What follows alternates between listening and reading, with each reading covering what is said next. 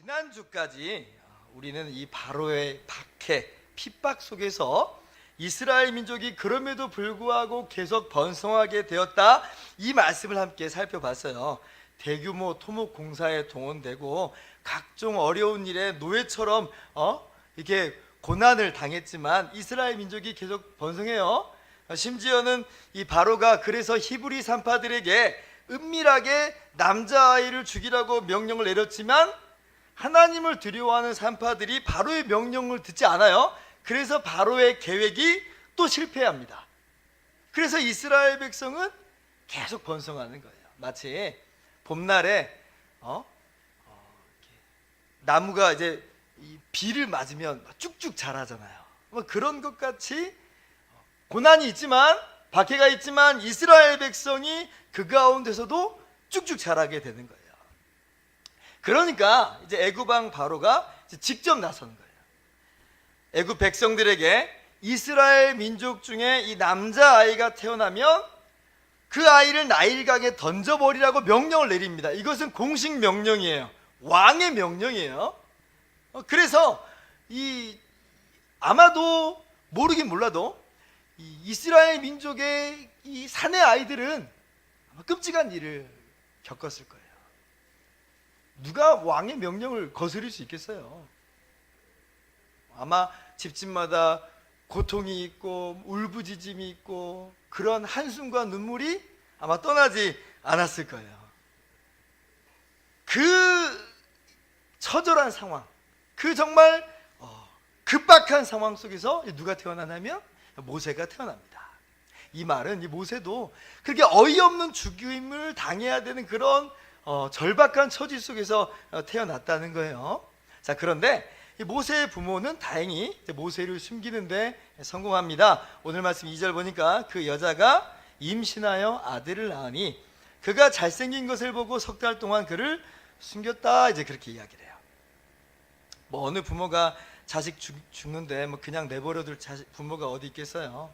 그런데 그래도 이 상황 속에서 이 부모의 행동은 참 훌륭한 믿음의 행동이에요. 이게 지금 목숨을 내놓아야 되는 어떤 이 위기 상황이거든요. 히브리서 11장 23절에 동일한 사건을 이렇게 이야기합니다. 믿음으로 모세가 낳았을 때에 그 부모가 아름다운 아임을 보고 석 달 동안 숨겨 왕의 명령을 무서워하지 않았다 그래요. 다시 말하면 이 아이를, 모세를 숨겨주는 것 때문에 이 부모가, 이 가정이 풍비박산이 나고 어쩌면 모두 다 죽임을 당할 수도 있는 그런 위기 상황이었다는 거죠. 그러나 그럼에도 불구하고 모세의 부모는 모세를 숨깁니다. 죽음을 각오하고, 죽기를 각오하고 모세를 숨긴 거예요. 자, 그런데 여기에 참 흥미로운 대목이 나오죠. 2절을 한번 자세히 보니까 그가 잘생긴 것을 보고 숨겼다. 히브리서에서도 그가 아름다운 것을 보고 숨겼다 그래요. 갑자기 우리 마음이 좀 우울해져요. 나는 잘생기지 않았는데 난 뭐야, 그죠? 아니 뭐 성경도 지금 잘생긴 사람 편애하나? 옛날에 이제 한 개그 프로그램에서 1등만 기억하는 더러운 세상, 이런 유행어가 유행한 적이 있었어요. 아니 뭐 성경에서조차 지금 이쁘고 잘생긴 사람만 지금 돌아보는 건가, 이런 생각이 오늘 말씀을 보면서 불현듯 든단 말이죠. 자, 그런데 이 말은 그런 말이 아니에요. 여기서 잘생겼다라는 말은 히브리어 단어로 토브라는 단어로 쓰입니다. 토브. 이 단어는 일반적인 뜻으로 좋다, 그런 말이 좋다. 그런데 이 토브라는 단어가 성경에 제일 처음 어디에 쓰이냐면 하나님께서 천지 만물을 창조하실 때에 하나님 보시기에 좋았더라 할 때 쓰이는 그 단어로 나와요. 그러니까 단순히 지금 이게 어떤 외모로 잘생기고 어떤 멋들어지게 생기고 그런 단어로서가 아니라 하나님 보시기에 좋다, 하나님 보시기에 선하다, 이런 뜻인 거예요. 모세의 잘생김, 모세의 아름다움은 외모를 이야기하는 게 아니라는 거죠. 하나님의 놀라우신 계획, 하나님의 선하신 계획, 하나님의 좋은 계획이 모세 안에 주어져 있음을 모세의 부모가 발견한 거예요. 그래서 사도행전 7장 20절 보면 스데반 집사가 이것을 이렇게 이야기합니다. 그때에 모세가 났는데 하나님 보시기에 아름다운지라. 지금 사람 앞에서 어떤 멋들어진 모습을 이야기하는 게 아니라 하나님 보시기에 아름다웠다 이렇게 얘기하고 있어요. 지금 모세가 뭐 갓난 아이인데 태어나자마자 뭐 엄청 위대하고 훌륭한 일을 해서 이렇게 말씀하시는 게 아니에요. 모세는 지금 아무것도 한 게 없잖아요. 그냥 태어난 것 뿐이에요. 그러나 하나님이 모세를 주목하셨고 모세를 통해서 이스라엘을 구원할 계획을 가지신 거예요. 모세의 부모가 바로 이걸 본 거죠. 모세를 통해서 하나님이 이루시는 선하신 계획, 좋은 계획을 깨달은 거예요.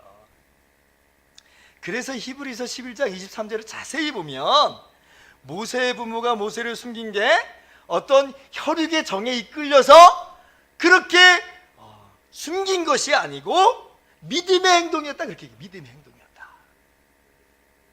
여느 다른 부모와 같은 그런 모습을 넘어서서 모세를 통해 일하실 하나님을 바라보면서 죽기를 각오하고 모세를 숨겼다는 거예요. 이것이 성경의 이야기예요. 아니 목사님, 그러면 모세를 숨긴 게 믿음의 행동이면 아니 끝까지 숨길 것이지, 아니 그러면 왜 모세를 강에다 버립니까? 이런 생각이 또 우리 마음 가운데 찾아올 수도 있어요. 3절 보니까 모세를 이 갈대 상자에 담아서 나일강가에 버리잖아요. 그러니까 이게 뭐 무슨 믿음의 행동이야, 뭐 이런 생각이 좀 들 수가 있죠. 자, 그런데 성경이 보여주는 시각은 우리의 추측하고 조금 달라요. 우리는 이 본문을 대할 때 마치 뭐 미혼모가 자식을 남의 집 대문 앞에 놓고 멀찌감치서 눈물 흘리면서 발 동동 구르면서 그렇게 보는 장면을 이렇게 추측을 하고 상상을 하는데, 물론 뭐 그런 심정이 전혀 없겠습니까마는 오늘 성경이 그려내는 모양새는 그 뉘앙스가 전혀 달라요. 여기에 이 갈대상자라는 그 단어가 나오죠. 모세 부모가 모세를 갈대상자에 담아서 나일강가에 놔요. 자, 그런데 여기에 쓰인 갈대상자라는 단어가 또 독특한 단어예요. 이 단어는 성경에 딱 두 경우에 쓰입니다. 오늘 이 모세의 갈대상자에 한 번 쓰이고 나머지 한 경우가 어디에 쓰이냐면 노아의 방주 때 쓰여요. 노아의 방주를 일컫는 그 단어가 바로 이 단어하고 똑같은 단어예요. 이 외에는 쓰이질 않아요. 즉 이게 지금 성경이 보여주는 그림이에요. 창세기 6장 보면 인류가 범죄함으로 말미암아 홍수에 쓸려서 멸망을 하죠. 그런데 노아와 그의 가족들은 방주에 올라탐으로 구원을 받고 멸망을 면하게 돼요. 그 이미지를 오늘 성경이 구사하고 있는 거예요. 즉 모세의 갈대상자는 앞으로 험난한 세상의 파도 속에서 뭐 이 아이가 죽을지 살지 모르는 그런 환경 속으로 어둠 속으로 떠미는 이미지로 제시된 게 아니라 도리어 노아의 홍수 시대 때 노아를 택하시고 방주로 구원하신 것 같은 하나님의 구원과 하나님의 섭리, 이것을 모세 속에서 그려내고 있어요. 모세의 부모는 바로 그 믿음으로 지금 갈대상자를 띄우는 거예요. 죽음으로 띄우는 게 아니라 믿음으로 띄우고 있는 거예요. 한마디로 아마 이런 기도가 했을 법해요. 모세 어머니가 아마 이렇게 기도했을지 모르겠어요. 주님, 이 아이가 하나님께서 이 민족을 구원하시기 위해 택하신 그릇인 줄을 믿습니다. 그러나 우리의 힘과 능력으로는 이 아이를 키우고 보호하는 것이 아님을 고백합니다. 사실 그런 힘도 능력도 우리에게 없습니다. 그러나 주님은 능력이 있으시고 주님은 능히 하시는 줄을 믿습니다. 주님의 전능하신 손길에 의탁하오니 주님 역사하여 주옵소서 하는 마음으로 모세를 이 갈대상자에 넣어서 띄우는 거예요. 자, 그러니까 일이 어떻게 진행돼요? 과연 하나님께서 하나님의 계획하신 대로 그의 크신 능력과 그의 놀라우신 자비하심으로 기가 막히게 역사해요. 갈대 상자 안에 모세를 넣고 나일 강가 이 갈대 사이에 놓습니다. 4절 보니까 먼발치서 모세의 누이가 그 추위를 지켜보고 있어요. 이것도 사실은 그냥 이게 어떻게 될지 단순히 지켜보는 그런 행동이 아닐 수 있어요. 왜냐하면 여러분 지금 이 갈대 상자가 뒤집혀서 아이가 익사한다든지 혹은 악어가 갑자기 나타나서 이 상자를 물어가면 이게 얼마나 끔찍한 일이에요. 그 광경을 눈뜨고 볼 수 있겠어요? 그게 얼마나 그 가족에게 큰 트라우마가 되겠어요. 그래서 그거 지켜본다는 얘기가 아니에요. 오히려 사람들의 보편적인 마음은 그냥 띄워놓고 지금 뭐 어떻게 될지 모르지만 어디선가 잘 살 거야 라고 뒤돌아보고 보지 않는 게 사람의 마음이에요, 보편적으로. 그런데 지금 그 누이가 지켜본다는 것은 하나님의 역사와 하나님의 섭리를 본다는 이야기예요. 지금 어떻게 하나님께서 과연 역사하실 것인가 지켜보는 거죠. 숨 죽이면서 하나님의 섭리를 지켜보고 있는 거예요. 그리고 과연 하나님께서 역사하시는데 그때 마침 누가 오냐면 바로의 딸이 목욕하려고 그 장소에 나타나요. 지금 모세의 어머니가 지금 뭐 바로의 공주가 여기가 원래 목욕하는 장소야 그래서 알아가지고 그곳에 모세를 지금 두었는지는 모르겠어요. 그건 성경에 나오지 않으니까 우리가 이건지 저건지 알 도리가 없죠. 자, 그러나 분명한 것이 하나 있는데 여기에 무엇이 있는가? 하나님의 신적인 개입. 우리의 눈에는 너무나 평범하게 보이고 마치 그냥 일반적인 것처럼 보여도 하나님의 비밀하신 손길이 이 안에 개입되어 있다는 것은 너무나도 분명한 사실이에요. 우리는 우당탕탕 큰 변화나 어떤 기적이나 이것만 하나님의 손길로 생각하기 쉬운데 여러분 꼭 그렇지 않아요. 지극히 평범해 보이는 것, 어쩌면 우연처럼 보이는 것, 그 모든 것들도 하나님의 놀라우신 손길, 하나님의 강력한 역사예요. 여러분 이거 분명히 아셔야 돼요. 우리가 작년 말에 이 룻기 말씀을 함께 나눴어요. 거기서도 한번 보세요.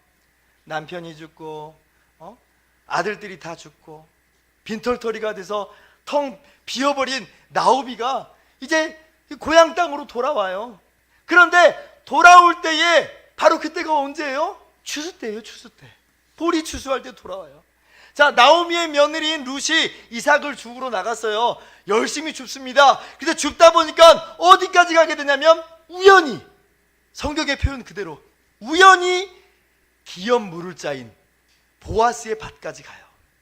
또 마침 보아스가 그 현장에 나타나요. 그래서 룻이 이삭 줍는 모습을 봐요. 이게 전부 우연 같죠? 그냥 일반적인 삶의 모양이에요. 그러나 그때에도 그 모든 것이 하나님의 섭리요 하나님의 손길임을 우리는 말씀을 통해서 보았어요. 오늘 말씀도 마찬가지예요. 공교롭게 모세가 남겨진 그 자리에 바로의 딸이 오는 거예요. 그리고 모세가 들어있는 그 갈대 상자를 여는데 또 마침 모세가 울어요. 울고 있어요. 여러분, 아이가 우는 모습이 얼마나 사람의 마음을 자극합니까? 지금 이 공주의 마음도 자극되는 거예요. 아니 지금 사실 자기하고 전혀 상관없는 일이잖아요. 게다가 지금 이 남자아이를 죽이라고 명령 내린 사람은 누구냐면 자기 아버지잖아요. 그냥 눈 감고 그냥 떠내려 보낼 수 있어요. 그런데 그 상자를 다시 덮지 않아요. 아이가 우니까, 자극되니까 불쌍히 여기는 마음이 들어요. 그래서 이 아이를 키워야 되겠다는 마음이 솟아나는 거예요. 그래서 결국은 이 모세를 자기의 아들로 입양하는, 양자로 입양하는 일까지 이어지게 돼요. 10절 말씀 한번 같이 읽어볼까요? 시작. 그 아기가 자라매 바로의 딸에게로 데려가니 그가 그의 아들이 되니라. 그가 그의 이름을 모세라 하여 이르되 이는 내가 그를 물에서 건져내었음이라 하였더라. 아멘. 하나님의 놀라우신 섭리, 하나님의 놀라운 손길을 여러분 발견하시기를 소망합니다. 얼마나 기가 막힌 반전이에요. 애굽 왕 바로가 세 번째 직접 나서면서까지 이스라엘 민족을 박해하고 이스라엘 민족을 무너뜨리려고 했어요. 그런데 정말 아이러니한 것은 그 바로의 계획을 좌절시킨 그 사람이 누구냐면 자기의 딸이에요. 바로의 딸이 모세의 양육자가 돼버려요. 하나님이 이루시는 이 놀라운 반전을 보세요. 대반전이에요. 애굽왕 바로가 이 사실을 알았더라면 정말 기겁했을 거예요. 지금 공주가 이 아들을, 이 히브리 사람의 아들을 데려왔으니까 그냥 뭐 이 아이 하나 정도는 괜찮겠거니 이렇게 생각했을지 모르지만 나중에 이 아이가 커가지고 이스라엘을 애굽의 손에서 구원할 아이가 되는데 이게 얼마나 놀라운 일이에요. 살해자의 가정에서 구원자가 자라요. 살해자의 딸이 구원자를 양육해요. 대반전이 대반전. 이게 고양이 새끼인 줄 알았는데 이게 호랑이 새끼입니다. 그런 충격이 아마 바로에게 있었을지도 몰라요. 어마어마한 일이 있겠네. 어마어마한 일이.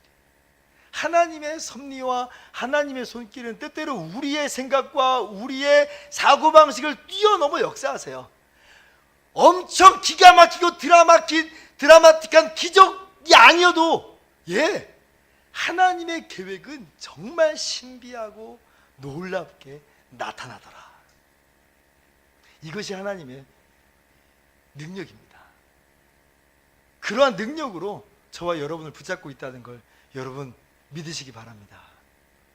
물론 지금 당장 뭐가 어떻게 바뀐 건 아니에요. 모세가 물에서 건짐받은 시점하고 하나님께서 그 모세를 들어서 이스라엘을 출애굽시킨 시점은 80년의 간격이 있어요. 지금 당장 모세가 이 물에서 건짐받은 다음에 당장 이스라엘을 구원해내지 않잖아요. 그 사이에 80년 동안 이스라엘 백성은 여전히 고통을 당합니다. 뭐 남아 아이 학살이 계속 이어진 것까지는 아니겠지만 고통이 하늘에 사무칠 정도로 힘든 기간이 계속 이루어져요. 그러나 여러분, 그 순간에서도 하나님의 구원의 역사는 시작됐어요. 하나님의 반전은 이루어졌고요. 하나님의 그 반전은 마침내 놀라운 결실을 맺게 될 거예요. 마치 다이너마이트에 불씨가 붙은 거예요. 그래서 그것이 마침내 터져버릴 거예요. 놀라운 결과와 열매를 거두게 될 거예요.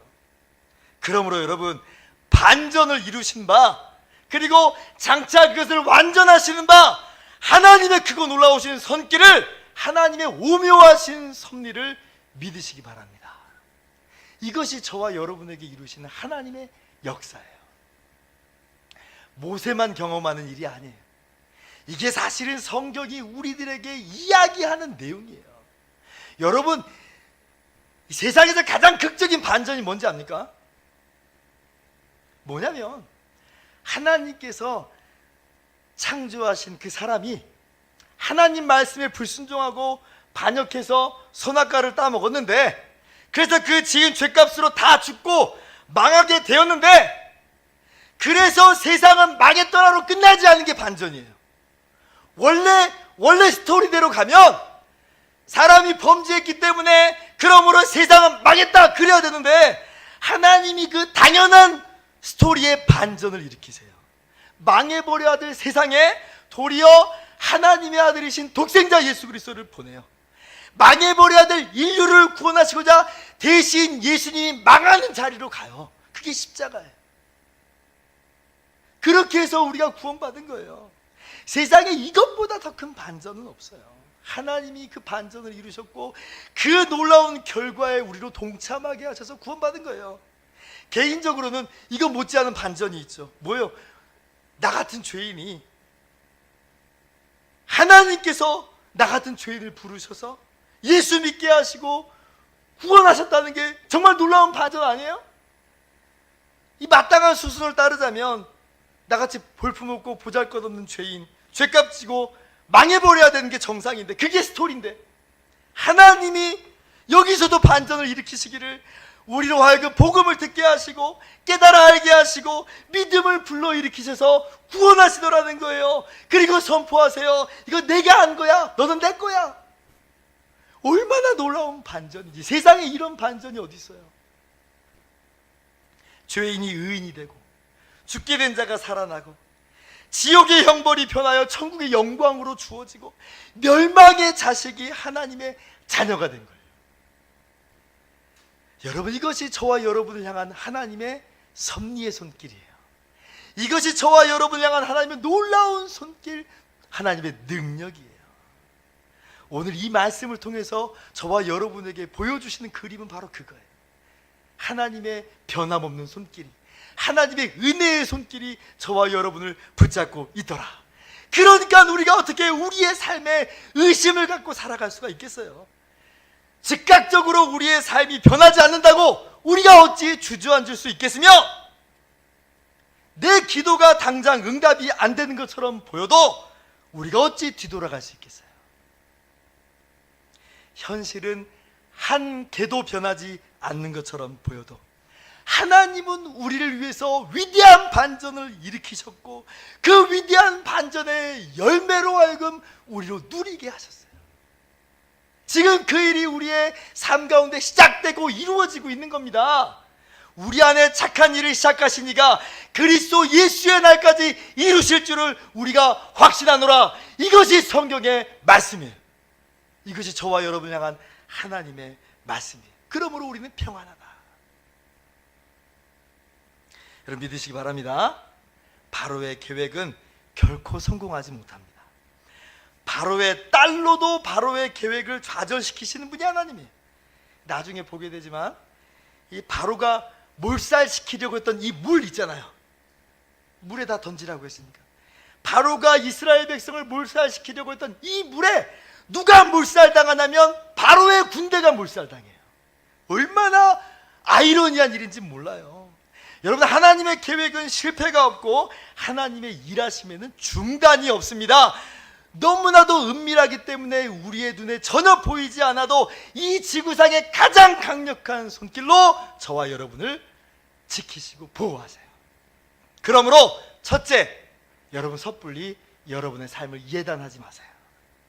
여러분과 여러분의 인생을 판단하는 몫은 여러분에게 주어져 있지 않습니다. 그렇다고 그 몫이 다른 사람에게 주어진 것도 아니에요. 오직 그것은 모든 것을 다스리시고 주관하시는 하나님에게만 있는 권세예요.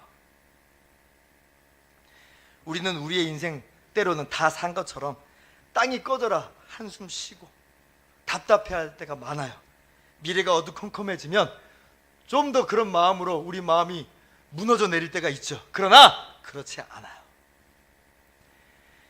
마커스 찬양팀을 지도하시는 김남국 목사님의 책에 이런 글이 있습니다. 그분이 욥을 예로 들면서 이제 글을 쓴 거예요. 욥이 엄청난 고난을 겪잖아요. 근데 그분이 이렇게 말을 해요. 욥의 환난을 10으로 친다면 이 사람들이 어느 정도의 환난을 견딜 수 있고 또 어느 정도면 넘어질 것이라고 생각하십니까? 이렇게 책에 써놨어요. 한 6, 7 정도 되면 넘어질 것 같고 환난의 수준이 한 2, 3 정도 되면 버틸 수 있을 것 같습니까?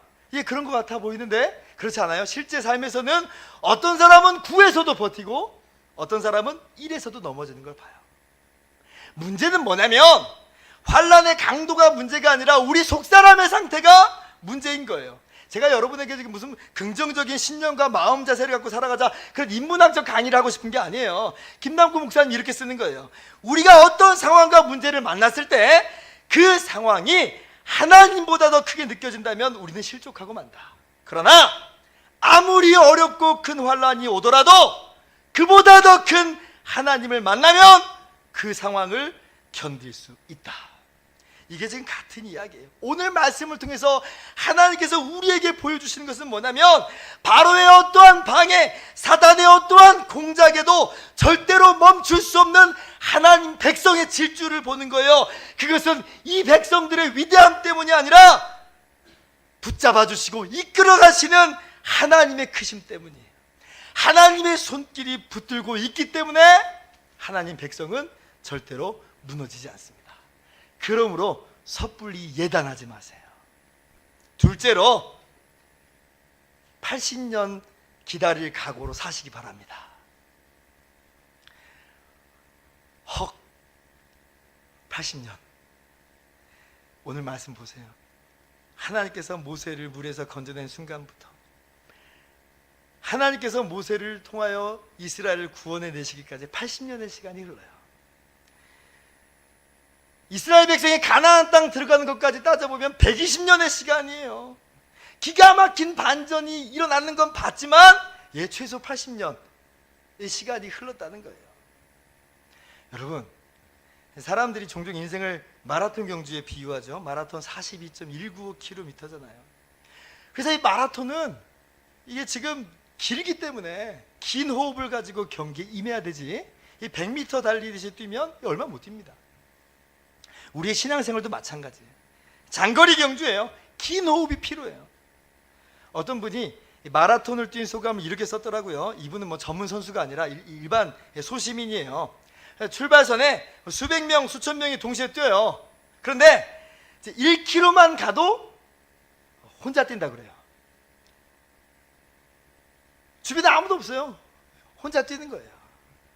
그리고 그때에 이 전문 선수가 아닌 이상은 누가 내 앞에 가든 아니면 누가 내 뒤에 처지든 그것은 아무런 의미가 없대요. 오직 한 가지 생각만 난답니다.